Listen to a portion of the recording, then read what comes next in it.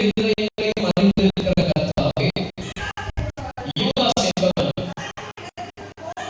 தனக்குரிய இடத்திற்கு போகும்படி இழந்து போன இந்த ஊழியத்திலும் இந்த அப்போஸ்தல பட்டத்திலும் பங்கு பெறுவதற்காக இவ்விரண்டு பேரில் தேவனை தெரிந்து கொண்டவரை எங்களுக்கு காண்பித்தரும் என்று ஜெபம் பண்ணி, பின்பு அவர்களை குறித்து சீட்டு போட்டார்கள். சீட்டு மத்தியாவின் பெயருக்கு விழுந்தது. அப்பொழுது அவன் 11 அப்போஸ்தலர்களை சேர்த்து கொண்டான். அல்லேலூயா, அல்லேலூயா. பொதுவாகவே அநேக வேதம் வல்லுநர்கள், வேத பண்டிதர்கள் இந்த 17வது இடத்துக்கு முக்கியமாக சொல்ல வேண்டும். யூதாஸ் காரியோத்து இழந்து போன ஒரு இடத்திற்கு தேவன் தெரிந்து கொண்ட ஒரு மனுஷனை பவுலாக இருக்கிறார் என்று சொல்லி யாவான் ஊழியர்களுடைய பிரசங்கங்களிலே சொல்வதை நாம் கேள்விப்பட்டிருக்கிறோம். உண்மையா? அல்லேலூயா, கேட்கிறீர்களா? இப்படிப்பட்ட வார்த்தை யூதாஸ் பதிலாக ஆண்டவர் பவுல் என்ற ஒரு மனுஷனை அடையாளப்படுத்தி தெரிந்து கொண்டிருக்கிறார் என்ற வார்த்தை என்ன பண்ணிக்கிறோம்? கேட்டிருக்கிறோம். ஆனால் இந்த அப்போஸ்தலர் நடவடிக்கைகளின் புத்தகத்தின் முதல் அதிகாரத்திலே இந்த பவுல் அப்போஸ்தலன் உருவாவதற்கு முன்பாக, அவன் ஊழியத்திற்கு தெரிந்து கொள்ளப்படுவதற்கு முன்பாகவே, யூதாஸ் காரியோத்து இருந்த ஒரு இடத்திற்கு ஒரு மனிதன் தெரிந்து கொள்ளப்படுகிறதையும், ஒரு மனிதன் உருவாக்கப்படுகிறதையும், ஒரு மனிதன் சேர்த்துக் கொள்ளப்படுகிறதையும் இந்த வேத பகுதியிலே நாம் வாசிக்கிறோம். அல்லேலூயா, அல்லேலூயா. 2 பேரை இடத்திலே நிறுத்துகிறார்கள். யூதா என்ற பர்சபா எனப்பட்ட யோசேப்பும், மத்தியா என்கிற அந்த 2 பேரை நிறுத்தி அந்த ஊழியர் சீஷர்கள் எல்லோரும் சேர்ந்து ஜெபம் பண்ணுவார்கள். எல்லாருடைய இருதயங்களில் அறிந்திருக்கிற கர்த்தாவே, யூதாஸ் காரியோத்து விட்டு சென்ற அல்லது இழந்து போன அந்த இடத்திற்கும் அந்த அப்போஸ்தலர் பட்டத்திற்கும் இவ்விரண்டு பேரில் எங்களுக்கு யாராலும் ஒருத்தரை என்ன பண்ண வேண்டும்? நீங்கள் காண்பிக்க வேண்டும் என்று சொல்லி ஜெபம் பண்ணிவிட்டு அவரை சீட்டு போட்டார்கள். சீட்டு மத்தியா என்ற அவருடைய பெயரிலே வந்து விழுகிறது. அல்லேலூயா, அல்லேலூயா. இன்றைக்கும் தேவ ஆவியானவர் நம்மோடு கூட பேசுவாராக. துரோகிகளை மாற்றும் மத்தியாக்கள் என்ற தலைப்பிலே இன்றைக்கு பரிசுத்த ஆவியானவர் நம்மோடு கூட பேசிக் கொண்டிருக்கிறார். அல்லேலூயா, அல்லேலூயா. துரோகிகளை மாற்றும் மத்தியாக்கள். யூதாஸ் காரியோத்து ஒரு துரோகியாக அடையாளம் காணப்பட்டு, யூதாஸ் காரியோத்து துரோகம் என்ற ஒரு அடையாளத்தை அவன் மேலே சுமந்து கொண்டு மீண்டும் இயேசுவின் பக்கமாக திரும்பி வராமல் மீண்டும் தேவ திட்டத்தை விட்டு அவன் விலகி போனான். தேவ திட்டத்திற்கும் அவனுக்கும் பங்கில்லாதவனாய், தேவ திட்டத்தை விட்டு தனக்கு சம்மதமில்லை என்ற ஒரு நிலையிலே அவன் தன்னுடைய வாழ்க்கையை முடித்துக் கொண்டு விட்டவனாய் காணப்படுகிற அந்த நேரத்திலே அந்த துரோகி என்று சொல்லப்பட்ட அந்த இடத்திற்கு மாற்றாக, அந்த துரோகி என்று சொல்லி அடையாளம் காணப்பட்ட ஒரு மனுஷனுடைய இடத்திற்கு மாற்றாக அந்த இடத்திலே ஒரு மனிதனை தேவன் உருவாக்கி வைத்திருக்கிறார். அல்லேலூயா, அல்லேலூயா. இன்றைக்கு தேவ ஆவியானவர் நம்மோடு கூட பேசிக் கொண்டிருக்கிறார். பல பேர் இன்றைக்கு சத்தியத்திற்கு விரோதமாகவும், பரிசுத்தத்திற்கு விரோதமாகவும், திருச்சபைக்கு விரோதமாகவும் இந்த தேசத்திலே உண்டாகிக் கொண்டிருக்கிற சகல காரியங்களையும் தங்களுக்கு ஒரு பாரமும் இல்லாதவர்களாக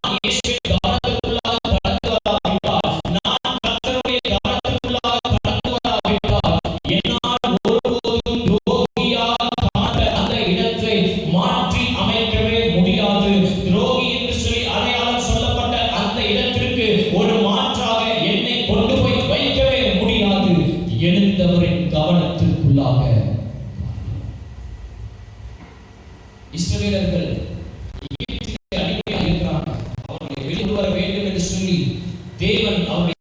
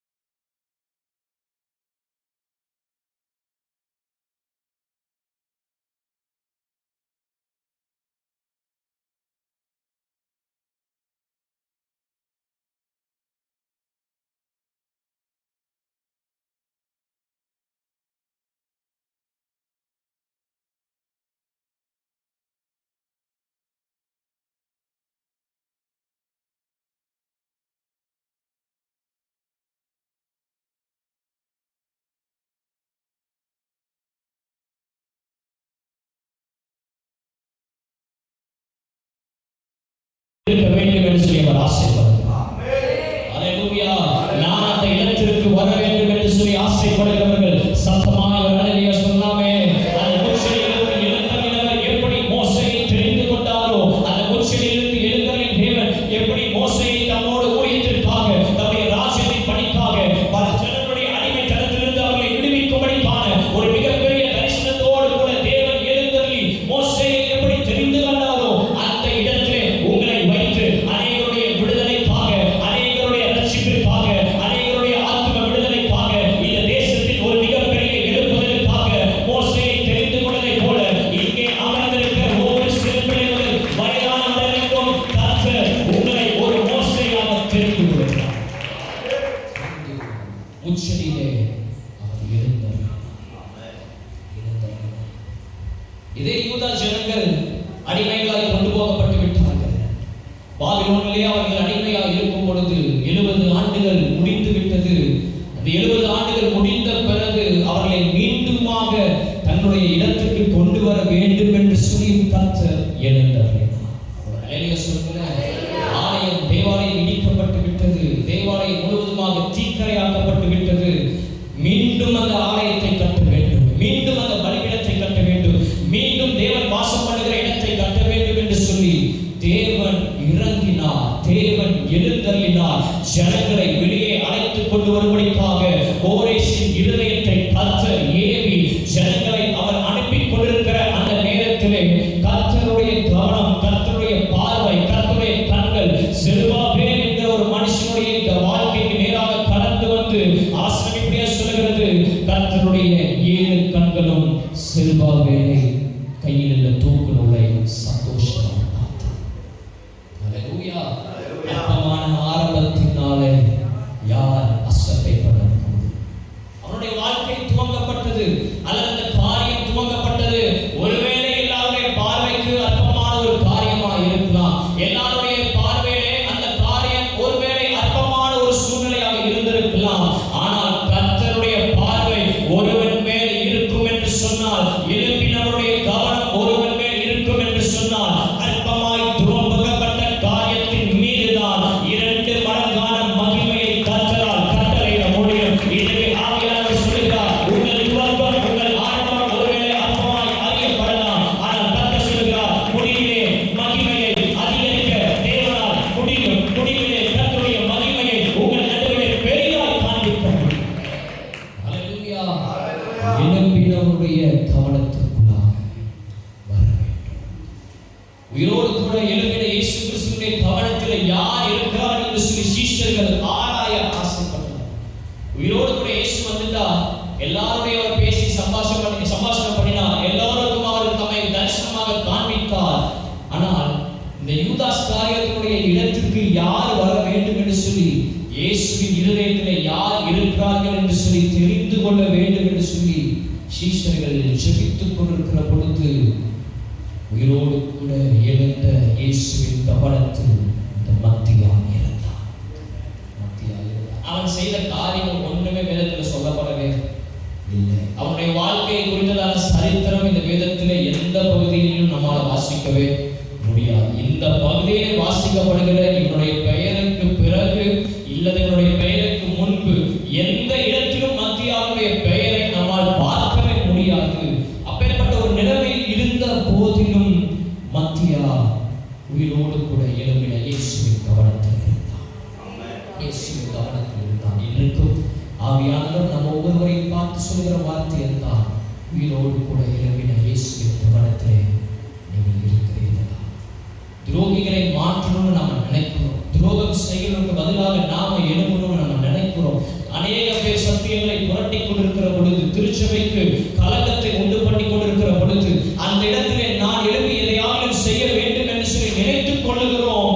ஆனால் அவருடைய பார்வையிலோ அவருடைய கவனத்திலேயோ நம்மால் வந்து நிற்க முடிகிறது.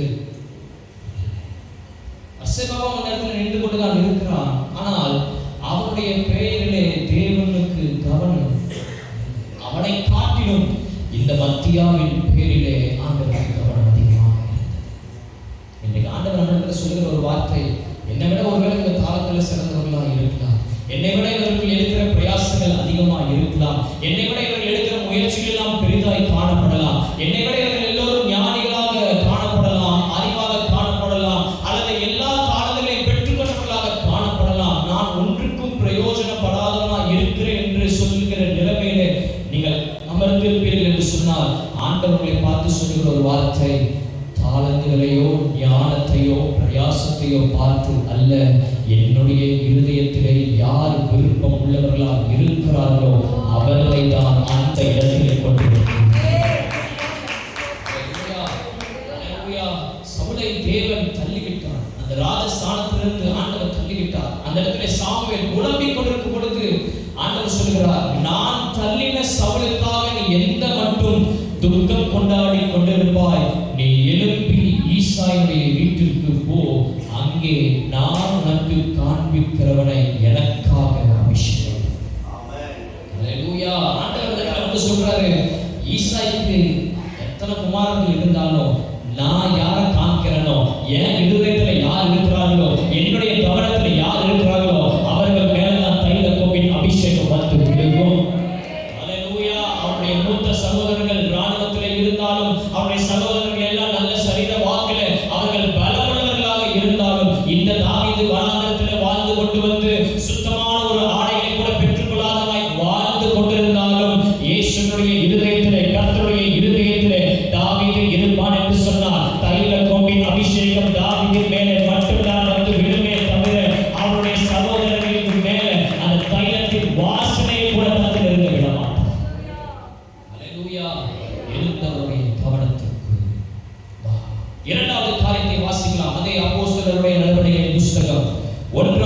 அதிகாரம் 22, 23 ஆகிய வசனங்களை வாசிக்கலாமே.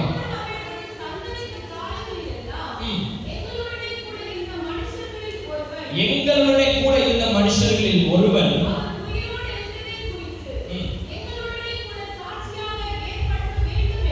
எங்களோட கூட சாட்சியாக ஏற்படுத்த வேண்டும் என்றால்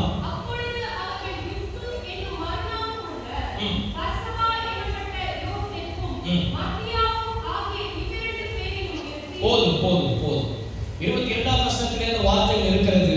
எங்களுடைய கூட இருந்த மனுஷர்களில் ஒருவன் அவர் உயிரோடு கூட இருந்ததை குறித்து எங்களுடைய சாட்சியாக ஏற்படுத்தப்பட வேண்டும் என்று சொல்லி சொல்றார். இரண்டாவது காரியம், எழுப்பப்பட்டவர்களின் கவனத்திற்கு வா. உடனே சொல்லுங்களேன். முதலாவது சொன்னேன், எழுந்தவரின் கவனத்திற்கு வா. இரண்டாவது, எழுப்பப்பட்டவர்களின் கவனத்திற்கு வா. ஆண்டவராகிய இயேசு கிறிஸ்து அவர் உயிரோடு கூட எழுந்த பிறகு சீஷர்களுக்கு அவர் தரிசனமாகி தம்மை காண்பித்து விட்ட பிறகு அவர் மீண்டுமாக பரமேறி செல்கிறார். பரமேறி சென்ற பிறகு சீஷர்கள் எல்லோரும் கூடி அவர்கள் ஜெபித்துக் கொண்டு உபவாசத்தோடு கூட விண்ணப்பத்தோடு கூட அவர்கள் தங்கி இருக்கிற அந்த நேரத்திலே இவர்கள் எல்லோரும் கூடி ஒரு முடிவை எடுக்க வேண்டிய ஒரு சூழ்நிலையிலே வந்து நிற்கிறார்கள். சீஷர்கள் எல்லோரும் அந்த இடத்திலே கூடி சேர்ந்து ஜெபத்திலே அவர்கள் ஆயத்தப்பட்டுக் கொண்டிருக்கிறார்கள். அவர்கள் காத்துக் கொண்டிருக்கிறார்கள். கர்த்தருடைய பதிலுக்காகவும் கர்த்தருடைய வார்த்தைக்காகவும் கர்த்தர் தெரிந்து கொள்ளுகிற அந்த காரியத்திற்காகவும் அவர்கள் ஜெபத்தோடு கூட காத்துக் கொண்டிருக்கிற அந்த நேரத்திலே இப்படியாய் ஒரு வார்த்தையை சொல்லி ஜெபிக்கிறார்கள். எங்களுடைய கூட இருந்த மனுஷர்களில் ஒருவன் அவர் உயிரோடு கூட இருந்ததை குறித்து சாட்சி கொடுக்க எங்களுடனே கூட என்ன பண்ணணும், ஏற்படுத்தப்பட.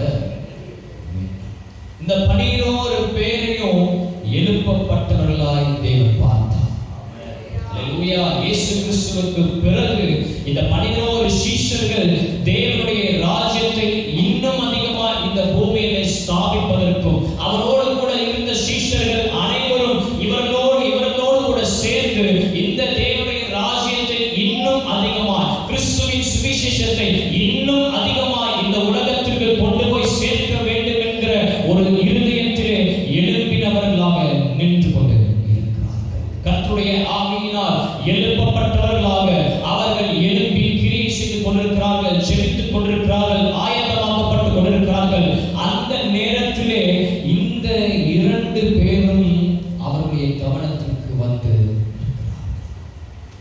நம்ம பார்த்திருக்கிறோம். இயேசு கிறிஸ்து வாழ்ந்த நாட்களிலே அவருடைய சீஷர்களின் எண்ணிக்கை 70 பேர் இருந்தார்கள் என்று சொல்லி என்ன பண்றது, எழுதி வைக்கப்பட்டிருக்கிறது. அப்போ அங்கு இருந்த 70 பேர் கொண்ட அந்த நபர்களிலே 2 பேர் தான் தெரிந்து கொள்ளப்படுவதற்கு தகுதி உள்ளவர்களாக இருந்தார்.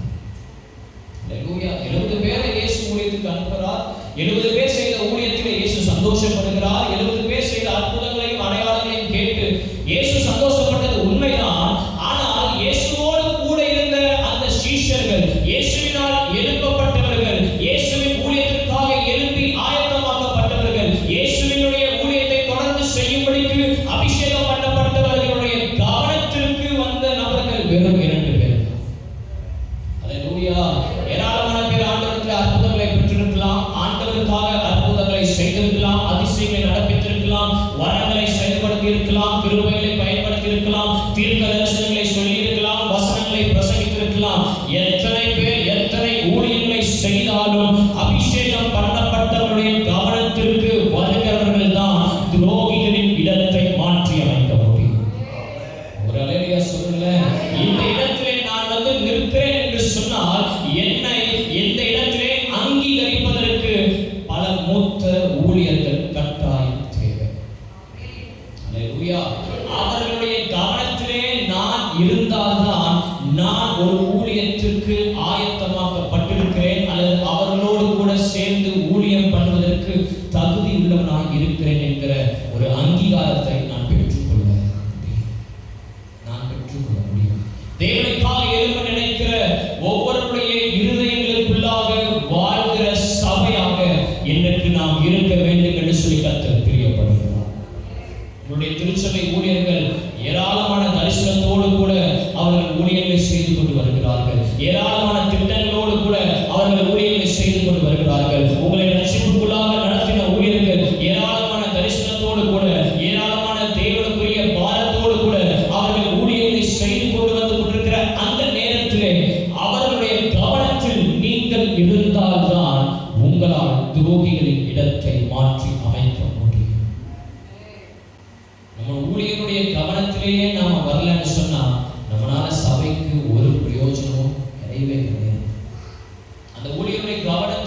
நான் இல்லை என்று சொன்னால் என்னால் அந்த சபைக்கு ஒரு பிரயோஜனமும் இல்லவே இல்லை. நான் எவ்வளவு பணக்காரனா இருந்தாலும், எவ்வளவு ஆஸ்திகளை கொண்டு போய் அந்த இடத்துல செலுத்தினாலும், எவ்வளவு பணங்களை அந்த இடத்துல கொண்டு போய் அவருடைய பாதங்களிலே நான் வைத்தாலும், அவருடைய கவனத்திலே நான் இல்லை என்று சொன்னால், எவருடைய ஆவியை கர்த்தர் எழுப்பி அவர்கள் தேவனுடைய திட்டத்திற்காக நின்று கொண்டிருக்கிற பொழுது அவருடைய கவனத்திலே நான் இல்லாதவனாய் போவேன் என்று சொன்னால் என்னால் அவர்களுக்கு பிரயோஜனம் இல்லை. வேதத்திலே இதற்கு ஆதாரமாக ஏராளமான காரியங்களை நம்மால் பார்க்க முடியும். தேவனுக்காக எழும்பினவர்கள், தேவனுடைய திட்டத்திற்காக எழும்பினவர்கள், கர்த்தருடைய அழைப்பை கேட்டு வைராக்கியமாக எழும்பினவர்கள் என்று சொல்லி ஏராளமான பேரை நம்மால் பார்க்க முடியும். ஆனால் அவர்களுக்கு கீழாக அல்லது அவருடைய கவனத்தை ஈர்க்கிற பாத்திரங்களாக நீங்களும் நானும் வாழ்ந்து கொண்டிருக்கிறோமா என்று சொல்லி கர்த்தரை பார்த்து கேட்கிறார். ஆதி சபையில பிரச்சனை வருது. கிரேக்க ஸ்திரீகளை விசாரிக்கிறதற்கு அவர்களுக்கு சரியான பராமரிப்பும் கவனிப்பும் இல்லை என்கிற ஒரு பிரச்சனை வந்த உடனே சீஷர்களிடத்திலே அப்போஸ்தலர்களிடத்திலே வந்தவர்கள் நிற்கிறார்கள். இப்படி ஒரு பிரச்சனை அங்க பார்க்கணும்னு சொல்லி சொன்ன உடனே அவங்க என்ன பண்ணிட்டாங்க, எங்க வேலை என்னது, உபதேசம் பண்றதும் ஜெபிக்கிறது மட்டும்தான் சொல்லி அவர்கள் போய் கொண்டிருக்கிற அந்த நேரத்திலேயே 7 பேரை பரிசுத்த ஆவியானவர்கள் நிறையப்பட்ட ஒரு 7 பேரை அந்த சபை தெரிந்து கொள்கிறது. அப்போஸ்தலர் புஸ்தகத்தில் வாசிக்கலாம். அந்த காரியத்திலே 6வது அதிகாரத்திலே நாம் பார்க்கும் பொழுது 6வது அதிகாரம் 2, 3 ஆகிய வசனங்களை வாசிக்கும் பொழுது, அப்பொழுது 12 சீஷரை கூட்டத்தில் வரவழைத்து, நாங்கள் தேவ வசனத்தை போதியாமல் பந்தி விசாரணை செய்து தகுதி அல்ல, ஆதலால் சகோதரரை பரிசுத்த ஆவியும் ஞானமும் நிறைந்து நற்சாட்சி பெற்றிருக்கிற 7 பேரை உங்களில் தெரிந்து கொள்ளுங்கள், அவர்களை இந்த வேலைக்காக ஏற்படுத்துவோம் என்று சொல்ல பிறகு 5வது வசனத்திலே நாம் பார்க்கிறோம், இந்த யோசனை சபையார் எல்லோருக்கும் பிரியமாய் இருந்தது. அப்பொழுது விசுவாசமும் பரிசுத்த ஆவியும் நிறைந்தவனாகிய ஸ்தேவானையும் பிலிப்பையும் புரோகாரையும் நிக்கோதேமையும் தீமோனையும் பர்மோனாவையும் யூத மார்க்கத்தை அமைந்தவனான அந்தியோக்கிய பட்டணத்தாகிய நிக்கோலாவையும் தெரிந்து கொண்டார். அல்லேலூயா. அத்தனை பேர் இருந்திருக்கலாம், ஏராளமான சீஷர்கள் இருந்திருக்கலாம். ஆனால் இந்த வேலையை செய்வதற்கு அவருடைய கவனத்தை ஈர்த்த 7 பேர் இவர்கள் மட்டும்தான். பிரசங்கத்தை கேட்டு தேவனுடைய சபையில கூட்டம் பெருகிக் கொண்டே இருக்கிறது. ஒரு பிரசங்கத்திலே 3000 பேர் ரட்சிக்கப்படுகிறார்கள், சபையிலே சேர்த்துக் கொள்ளப்படுகிறார்கள். இன்னொரு பிரசங்கத்திலே 5000 பேர் சபையிலே சேர்த்துக் கொள்ளப்படுகிறார்கள். ஆனால் அந்த நேரத்திலே கீழே இறங்கி வேலை செய்வதற்கு, அந்த இடத்திலே உள்ள இறங்கி வேலை செய்வதற்கு ஒரு 7 பேரை தான் தேவனால் தெரிந்து கொள்ளப்பட முடிந்தது. அந்த 7 பேர் தான் அந்த அப்போஸ்தலருடைய கவனத்திற்கும் அங்கு இருந்த சபையாரின் கவனத்திற்கும் வந்தார். அல்லேலூயா. அந்த 7 பேரில் ஒருவராய் நீங்கள் இருக்கும்படிக்கு கர்த்தர் உங்களை எதிர்பார்க்கிறார்.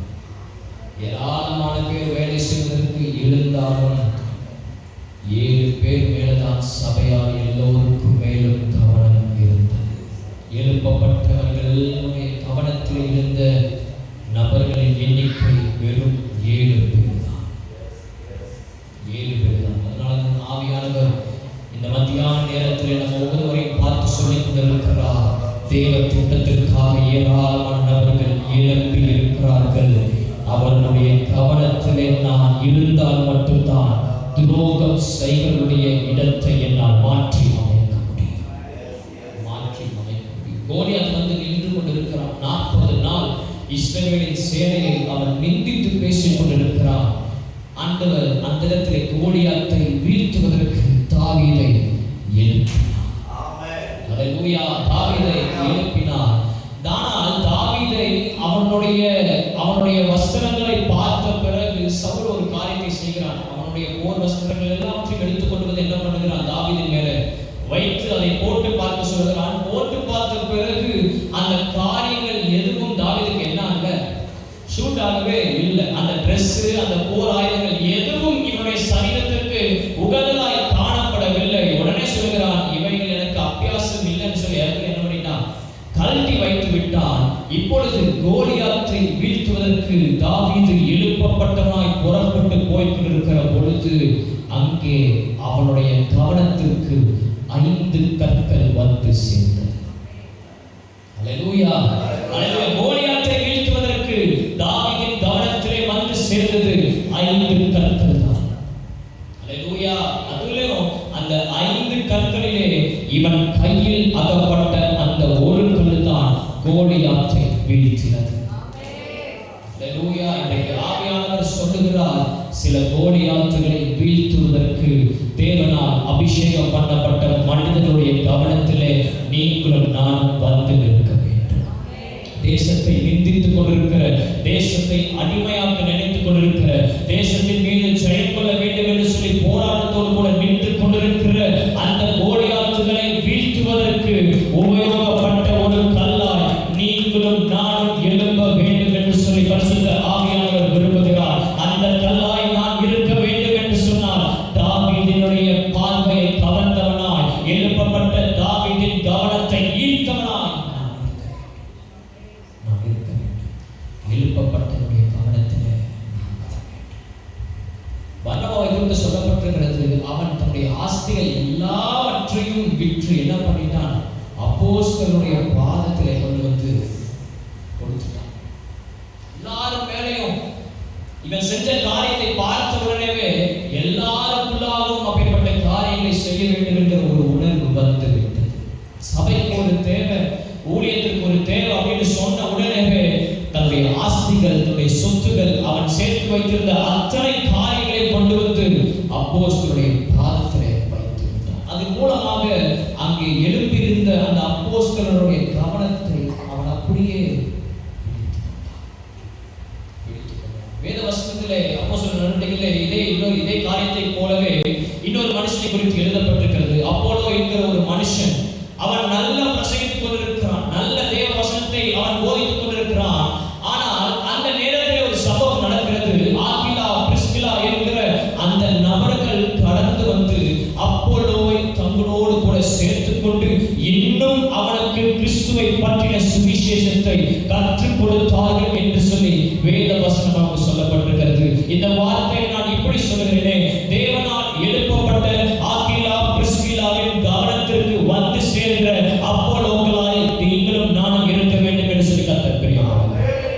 அல்லேலூயா. நமக்கு வேத வசனங்கள் நன்றாய் தெரிந்திருக்கலாம், நமக்கு எப்படி பிரசங்கம் பண்ணணும், எப்படி பேசணும்னு சொல்லி எல்லா காரியங்களும் நன்றாய் தெரிந்திருக்கலாம். ஆனால் தேவனால் எழுப்பப்பட்டவர்களின் கவனத்திற்கு கடந்து வருவதற்கு அவர்களோடு கூட சேர்த்துக் கொள்ளப்படுகிற அப்போலோக்களாய் நீங்களும் நாம் இருக்க வேண்டும். நீங்களும் நாம் இருக்க வேண்டும். பரிசுத்த ஆவியானவர் நம் ஒவ்வொருவரையும் பார்த்து பேசிக் கொண்டிருக்கிறார். எழுப்பப்பட்டவர்களின் கவனத்திற்கு. கடைசியை ஒரே ஒரு காரியத்தை மாத்திரம் வாசித்து நாம் ஜெபித்து முடிக்கலாம். அப்போஸ்தலர் நடவடிக்கைகள் 1வது அதிகாரம் 26வது வசனத்தை வாசிங்க.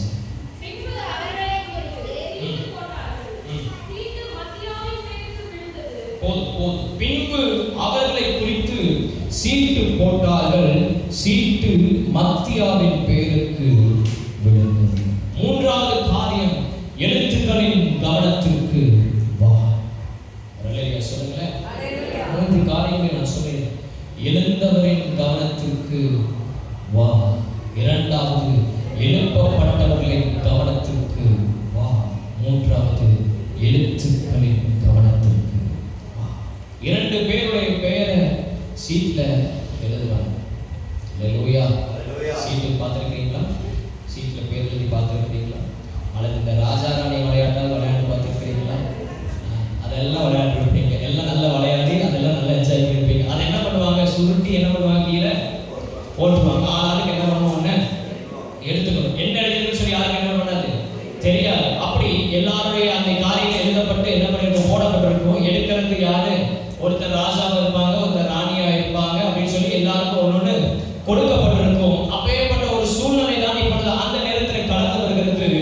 இந்த பர்சபாவினுடைய பெயரிலும் இந்த மத்தியாவின் பெயரிலும் சீஷர்கள் சீட்டு போடுகிறார்கள். அல்லேலூயா. அந்த சீட்டு போடும் பொழுது அவருடைய பெயர்கள் அந்த சீட்டிலே எழுத்துக்களாக எழுதப்பட்டிருக்கிறது. இப்போ நான் இந்த வார்த்தைக்கு சொல்கிறேன், அதில் எழுதப்பட்டிருக்கிற அந்த எழுத்துக்கள்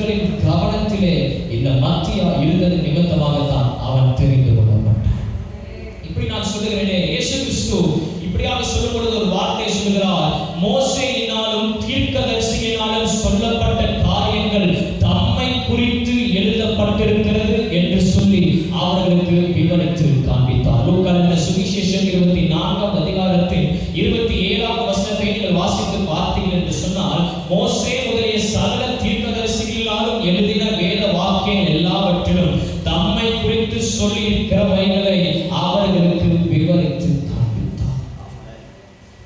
இயேசு கிறிஸ்து என்ன சொல்றாரு சொன்னா, மோசே ஆரம்பிச்சு தீர்க்கதரிசிகள் காலம் வரைக்கும் எழுதின எல்லா காரியங்களும் என்னை குறித்து எழுதப்பட்டது. ஹல்லேலூயா. ஒரு சொல்லுகிற ஸ்டேட்மெண்ட் அதுதான். மோசே ஆதியாகமத்தை எழுத துவங்கினார். ஆதியாகமத்திலிருந்து அந்த மல்கியா தீர்க்கதரிசி வரைக்கும் எழுதின எல்லா தீர்க்கதரிசனமான வார்த்தைகளும் என்னை குறித்து சொல்லப்பட்டிருக்கிறது என்று சொல்லி இயேசு கிறிஸ்து தம்மை குறித்து சொல்கிறார்.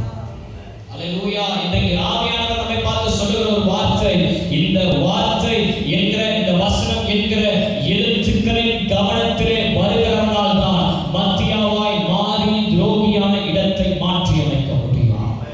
ஹல்லேலூயா சொல்லுங்களேன்.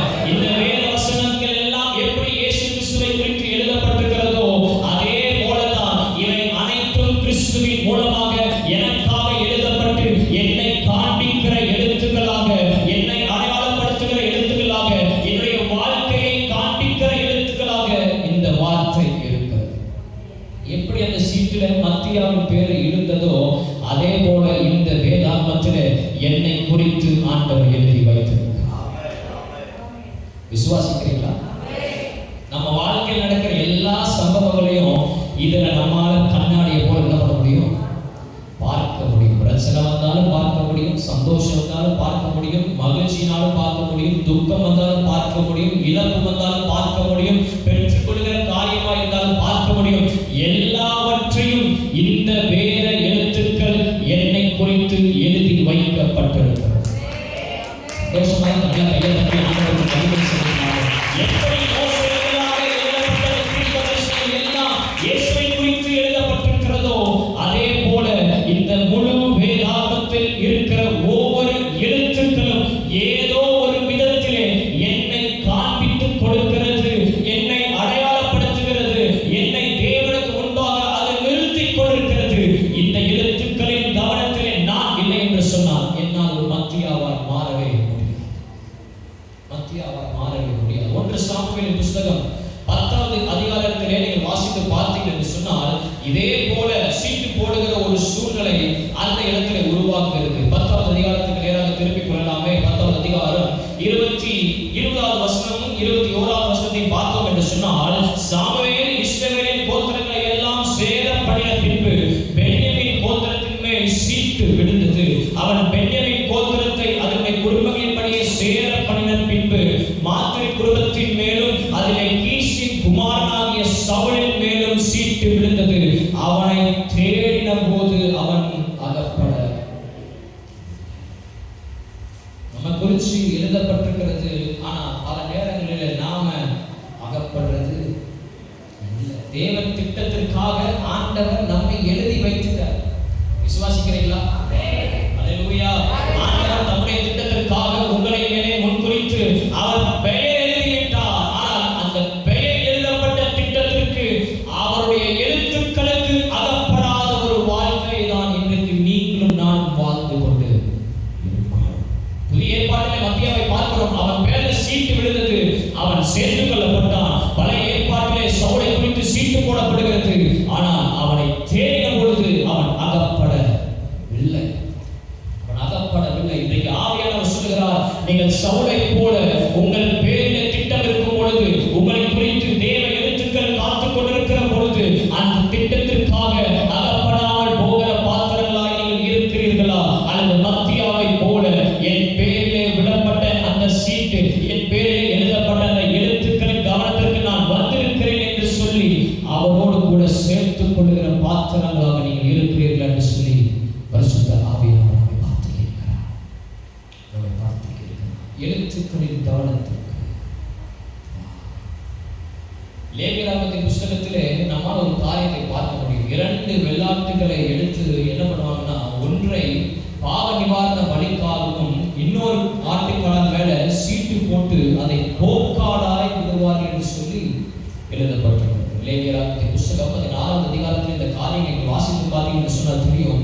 ஒன்று பாவ நிவாரண பலிக்காக பலி செலுத்தப்படுகிறது, இன்னொரு ஆட்டின் மேல சீட்டு போடப்பட்டு அந்த சீட்டு போடப்பட்ட அந்த ஆடு போக்காடாய் விடப்படுகிறது. எல்லா மனுஷனுடைய பாவங்களையும் சுமக்கிற ஒரு போக்காடாய் அந்த போக்காடின் மேல ஒரு சீட்டை போட்டு அதை தெரிந்து கொள்ளுகிறார்கள். அந்த தெரிந்து கொள்ளப்பட்ட ஆடு அங்கே இருந்த அத்தனை பேரின் பாவங்களையும் சுமந்து கொண்டு புதிய ஏற்பாட்டிலே இதற்கு அடையாளமாகத்தான் கிறிஸ்து நமக்கு முன்பாக இருக்கிறார். சீட்டு அவரின் பேரிலே போடப்பட்டு நம்முடைய பாவங்களை சுமக்கிற ஒரு சீட்டு அவர் தாய் மேலே விழுந்து நம்முடைய எல்லா பாவங்களையும் நம்மை விட்டு நீக்கும்படிக்காக ஒரு போக்காடாய் தேவன் நமக்காக பலியாகி நம்மை முழுவதுமாக குற்றமில்லாதவர்களாய் பாவமில்லாதவர்களாய் கர்த்தருக்கு முன்பாக நிற்கும் பொழுது நீதிமான்களை நம்மை காண்பிக்கும்படிக்காக அந்த ஆட்டுக்குட்டியானவர் எனக்காக தம்முடைய இரத்தத்தை சிந்தினார். அவரை குறித்து எழுதப்பட்ட திட்டங்கள் எல்லாவற்றின் படி இயேசு வாழ்ந்து முடித்தார்.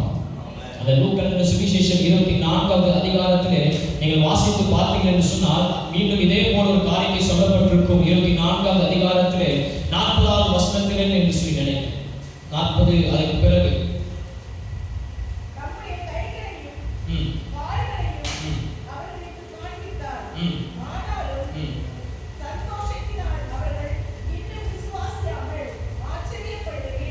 மன்னிக்க 31வது வசனத்தை வாசிக்கல. அப்பொழுது அவருடைய கண்கள் திறக்கப்பட்டு அவரை அறிந்தார்கள். உடனே அவர் அவர்களுக்கு மறைந்து போனார். அப்பொழுது அவர்கள் ஒருவரை ஒரு நோக்கி வழியிலே அவர் நம்முடனே பேசி வேத வாக்கிலே நமக்கு விளக்கி காட்டின பொழுது நம்முடைய இருதயம் நமக்குள்ளே ஒழுங்கு விட்டு இயேசு கிறிஸ்து நம்மை குறித்து சொல்லிக்கொண்டே இருக்கிறார். எழுதப்பட்ட காரியம் எல்லாவற்றையும் அவர் என்ன பண்ணிட்டு இருக்கிறாரு? சொல்லிக்கொண்டே இருக்கிறார். நீங்கள் இன்னும் அதிகமாக இந்த சுவிசேஷங்களில் வாசித்து பார்த்தீங்கன்னு சொன்னால் ஒவ்வொரு காரியம் நடைபெறும் பொழுதும் இந்த தீர்க்க தரிசனத்திலே இப்படி எழுதப்பட்டிருக்கிறதே, இந்த தீர்க்க தரிசனம் நிறைவேறும்படி இப்படி நடந்தது, இந்த தீர்க்க தரிசனம் இந்த காரியம் இப்படி உண்டாக வேண்டும் என்று சொல்லி இப்படி நடந்தது என்று சொல்லி ஆண்டவர் சொல்கிற காரியத்தை நம்மால் பார்க்க முடியும். சுவிசேஷத்தை எழுதின அந்த 4 நபர்களும் இந்த காரியத்தை அதிகமாக சொல்லி சொல்லி சொல்லி தங்களுடைய சுவிசேஷங்களிலே அவர்கள் குறிப்பிட்டிருப்பார்கள். 44வது வசனத்திலே பாருங்களேன். அவர்களை நோக்கி மோசேயின் நியாய பிரமாணத்திலும் தீர்க்கதரிசிகளின் ஆகமங்களிலும் சங்கீதங்களிலும் என்னை குறித்து எழுதியிருக்கிறவை எல்லாம் நிறைவேற வேண்டியது என்று நான் உங்களோடு இருந்த போது உங்களுக்கு சொல்லிக் கொண்டு வந்த விஷயங்கள். ஏற்பாட்டில் எழுதப்பட்ட எல்லா காரியங்களையும் கிறிஸ்துவை மையமாக வைக்கப்பட்டிருக்கிறது. கிறிஸ்துவை குறித்து எழுதப்பட்டிருக்கிறது. மோசேயின் நியாய பிரமாணமாக இருந்தாலும் சரி, தீர்க்கதரிசிகளின் புஸ்தகங்களாக இருந்தாலும் சரி, சங்கீதங்களாக இருந்தாலும் கூட சரி, அவைகள் இயேசுவை குறித்து எழுதப்பட்டிருக்கிறது. எப்படி எழுதப்பட்டதோ அப்படியே தன்னுடைய வாழ்க்கையை இந்த பூமியிலே அவர் வாழ்ந்து ஒரு சாட்சி உள்ள பாத்திரமாய் இன்றைக்கு நமக்கு முன்பாக அவர் இருக்கிறார். அல்லேலூயா. இன்றைக்கும் அதே போலதான் நம்மையும் வாழும்படிக்கு கர்த்தர் அழைக்கிறார். வேதத்தில் எழுதப்பட்டிருக்கிற, இந்த வேதத்தில் கொடுக்கப்பட்டிருக்கிற பாரங்கள், இந்த வேதத்திலே நமக்காக ஆயத்தம் பண்ணி வைக்கப்பட்டிருக்கிற ஊழியங்கள், இந்த வேதத்தின் மூலமாக உங்களுக்கும் எனக்கும் தேவன் கொடுத்திருக்கிற அந்த பிரத்யேகமான அழைப்புகள், இந்த வேதத்தின் மூலமாக தேவன் நமக்கு காண்பித்துக் கொண்டிருக்கிற அந்த ஊழிய பாதைகள், இந்த வேதத்தின் மூலமாக ஆண்டவர் நம்மோடு கூட சொல்லி இருக்கிற ஒவ்வொரு வாக்குத்தத்தங்கள் எல்லாவற்றின் படியும் நம்முடைய வாழ்க்கையில் நிறைவேற வேண்டும். ஒரு அலையில சொல்லுங்களேன், வாழ்க்கையிலே நாம் போய் நிற்கும் பொழுது எதிலும் குறைவுபட்டவனாய் நான் ஒருபோதும் என்ன பண்ணிடக்கூடாது, நின்று விடவே கூடாது. என் வாழ்க்கையில் இன்னும் நடக்கலன்னு சொல்லப்படுகிற அளவுக்கு ஒன்று கூட என்னுடைய வாழ்க்கையிலே நிறைவேறாமல் போய்விடக் கூடாது. ஏனென்று சொன்னால் ஆண்டவராகிய இயேசு கிறிஸ்துவை குறித்து எழுதப்பட்ட காரியங்களும் அத்தனையும் நிறைவேறினது உண்மை என்று சொன்னால் என்னை குறித்து எழுதப்பட்டிருக்கிற, என்னை குறித்து சொல்லப்பட்டிருக்கிற ஒவ்வொரு வாக்குத்தத்தத்தின் எழுத்துக்களின் நிறைவேறுதலை பார்த்துவிட்ட பிறகுதான் இந்த பூமியிலே என்னுடைய வாழ்க்கை முடியும். அல்லேலூயா. அல்லேலூயா. அப்படி இல்லை என்று சொன்னால் நானும் ஒரு துரோகியாகத்தான். ஆண்டவருடைய வார்த்தைகளுக்கு, ஆண்டவருடைய வாக்குத்தத்தங்கள் என் வாழ்க்கையில் நிறைவேறவில்லை என்று சொன்னால் நானும் ஒரு யூதாசை குறித்து தான் ஆண்டவர் சொன்னார்.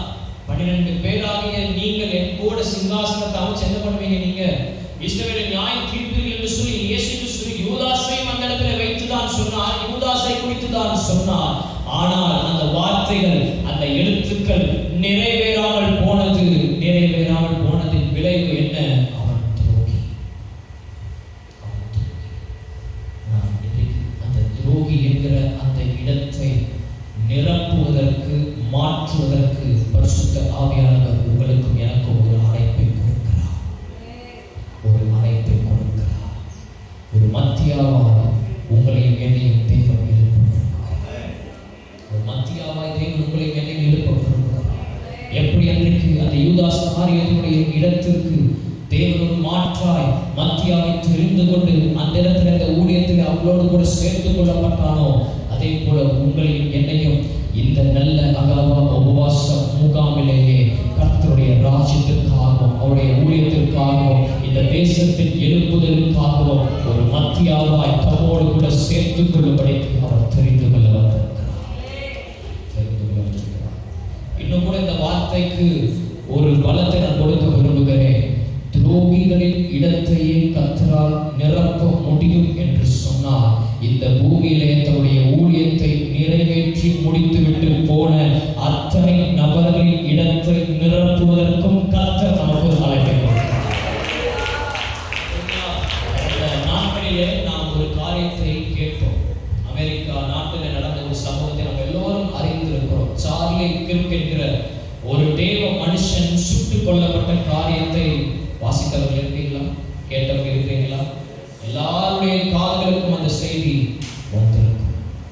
அந்த சார்லி கிர்க் மரணம் அடைந்த பிறகு அநேக பயங்கள், அநேக காரியங்கள் உருவான பொழுது அதற்கு பிறகு ஒரு வாரத்திற்குள்ளாக நடந்த சம்பவங்களை நாம் பார்த்தோம் என்று சொன்னால், அநேக வாலிபர்கள், அநேக கல்லூரி மாணவர்கள் தன்னுடைய உடைகளிலே நான் ஒரு சார்லி கிர்க்காய் மாறுகிறேன், நான் ஒரு சார்லி கிர்க்காய் எழும்புகிறேன், நான் ஒரு சார்லி கிர்க்காய் ஊழியத்தை தொடர்ந்து செய்கிறேன் என்று சொல்லி அநேகருடைய ஊழியத்தை அந்த இடத்தை எழுப்பினவனா கர்த்தர் எப்படி நிறுத்தினாரோ, அதே போல இந்த வார்த்தை நான் எப்படி சொல்கிறேன், தன்னுடைய ஊழியத்தை நிறைவேற்றி முடித்துவிட்டு அவர்களுடைய வாழ்க்கையை முடித்துவிட்டு தேவ சமூகத்திலே இணைப்பாறை கொண்டிருக்கிற அத்தனை பரிசுத்தவான்கள், மிஷனரிகள் செய்து முடித்த வேலைகளை தொடர்ந்து செய்வதற்கு அவர்கள் விட்டு சென்ற இடத்திலே நம்மை கொண்டு வந்து நிறுத்துவதற்கு பரிசுத்த ஆவியானவருக்கு நம்மோடு பேசிக்கொண்டு இருக்கிறார். ஒரு சார்லி கிர்க்கினால் பல்லாயிரம் கணக்கான வாலிபர்களே ஊழியர்களை எழுப்ப முடியும் என்று சொன்னார். இந்த இந்திய தேசத்திற்கு என்று சொல்லி, இந்த தமிழகத்திற்கு என்று சொல்லி ஏராளமான மிஷனரிகள் தன்னுடைய ஆஸ்திகளை விட்டு, தன்னுடைய சரீர பலத்தை விட்டு, தன்னுடைய ஆரோக்கியங்களை எல்லாம் விட்டு நமக்காக இந்த இடத்துல ரத்தம் சிந்தி, நமக்காக இந்த இடத்துல பாடுபட்டு நாம கிறிஸ்துவை அறிந்து கொள்ள வேண்டும் என்று சொல்லி ஒரு மிகப்பெரிய வாஞ்சையோடு கூட தன்னுடைய எல்லாவற்றையும் அவர்கள் எப்படி இழந்தார்களோ, அதே போல இன்றைக்கு அவர்கள் விட்டு சென்ற பணியை, அவர்கள் விட்டு சென்ற இடத்தை, அவர்கள் விட்டு போன ஊழியத்தை தொடர்ந்து செய்யும்படிக்கு இங்கே அமர்ந்திருக்கிற ஒவ்வொருவருக்கும் கர்த்தர் ஒரு அழைப்பை கொடுக்கிறார். இங்கே அமர்ந்திருக்கிற ஒவ்வொருவருடைய கர்த்தர் அந்த ஊழியத்திற்காக, அந்த காரியத்திற்காக ஏற்படுத்த அவர் பிரியப்படுகிறார். அந்த ஊழியத்திற்காக, அந்த பரம அழைப்பிற்காக அவர்கள் விட்டு சென்ற இடத்திற்கு ஒரு மாற்றாக தேவனை நிறுத்த வேலை இன்னும் அதிகமாக இருக்கிறது. நம்முடைய தமிழகத்திலே, நம்முடைய இந்திய தேசத்திலே இன்னும் சந்திக்கப்படாத கிராமங்கள், இன்னும் சந்திக்கப்படாத பட்டணங்கள், இயேசு என்கிற பெயரையே கேள்விப்படாத அளவிற்கு இன்னும் ஏராளமான ஊர்களும் இடங்களும் உண்டு. இந்த மத்தியாவை குறித்து எந்த ஒரு குறிப்புகளும் நான் பார்க்க முடியல சொல்லி நான் கூகுளில் பார்த்த பொழுது அவனை குறித்து ஏராளமான காரியங்களை சொல்லியிருக்கும் பொழுது ஒரு காரியத்தை நான் வாசிக்க முடிந்தது. எத்தியோப்பியா தேசத்திலே அவன் போய் காட்டு மிராண்டிகள் இடத்திற்கு போய் அவன் கிறிஸ்துவை குறித்து சொன்னான் என்று சொல்லி அவனை குறித்து ஒரு காரியத்தை எழுதி வைத்திருந்தான். அல்லேலூயா. விதத்திலே அதற்கு ஆதாரம் இல்லை, அது நடந்ததா என்று சொல்லி எனக்கு தெரியவில்லை. ஆனால் நான் ஒன்றை சொல்ல ஆசைப்படுகிறேன். உலகமே இந்த மத்தியாவை குறித்து ஒரு சாட்சியை ஏற்படுத்த முடியும் என்று சொன்னால், தேவ திட்டத்தை பெற்றுக்கொண்ட, தேவ அழைப்பை பெற்றுக்கொண்ட, கர்த்தரால் அபிஷேகம் பண்ணப்பட்ட ஒவ்வொருவரின் வாழ்க்கையிலும் கர்த்தர் ஏதாவது ஒரு காரியத்தை நிச்சயம் செய்கிறார்.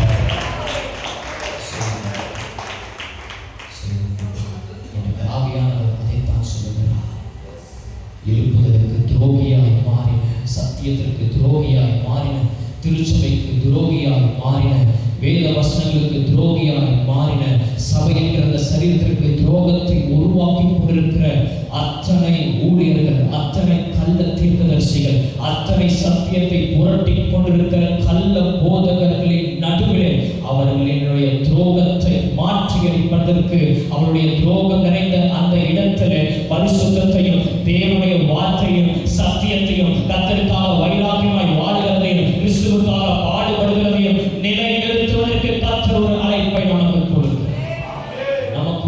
கொடுக்கிறார். யூதாஸ் துரோகியாய் மாறினான். அந்த இடத்திலே எருசலேமிலே உண்டாக்கப்பட வேண்டிய எழுப்புதலுக்கு அவன் ஒரு துரோகியாய் மாறினான். ஆனால் அந்த துரோகம் செய்யப்பட்ட அந்த இடத்தை மாற்றுவதற்கு கர்த்தர் ஒரு மத்தியாவை ஏற்படுத்தி அந்த எருசலேமிலே ஒரு எழுப்புதலை கர்த்தரால் உண்டு பண்ண முடியும் என்று சொன்னார். இந்த தமிழகத்திலே இருக்கிற ஒவ்வொரு எழுப்புதலுக்கு விரோதமாக துரோகம் செய்து கொண்டிருக்கிற ஒவ்வொரு நபர்களையும் மாற்றி அமைப்பதற்கு தேவன் என்னை ஒரு மத்தியாவாய் எழுப்பி இருக்கிறார். தேவன் என்னை ஒரு மத்தியாவாய் தெரிந்து கொண்டிருக்கிறார். தேவன் என்னை ஒரு மத்தியாவாய் அவர் ஆயத்தப்பட விரும்புகிறார். ஒப்பு கொடுத்து வருபவர்கள் யாரும் எழுப்பி நிற்கலாம். என்னை ஒரு மத்தியாவாய் நீங்கள் மாற்ற வேண்டும். என்னை ஒரு மத்தியாவாய் நீங்கள் மாற்ற